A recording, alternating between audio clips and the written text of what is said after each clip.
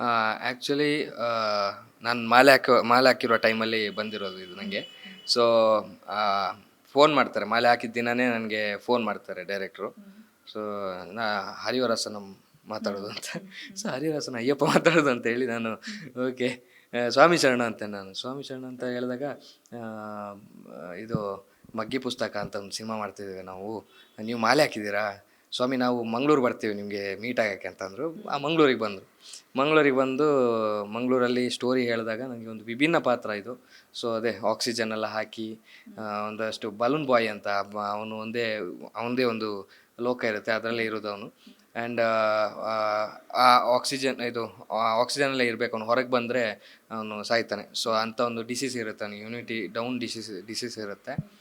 So ಆ ಪಾತ್ರ ಹೇಳಿದಾಗ ನನಗೆ ಓಕೆ, ಅಂದರೆ ಈ ಥರದ್ದು ಯಾವುದು ಮಾಡಲಿಲ್ಲಲ್ಲ, ನೋಡುವ ಇನ್ನು ಇದೊಂದು ಟ್ರೈ ಮಾಡೋಣ ಅಂತ. ಆ್ಯಂಡ್ IQ ಲೆವೆಲ್ ಹೈ ಇರುತ್ತೆ ಅವನಿಗೆ. ಸೊ ಆ ಥರದ್ದು.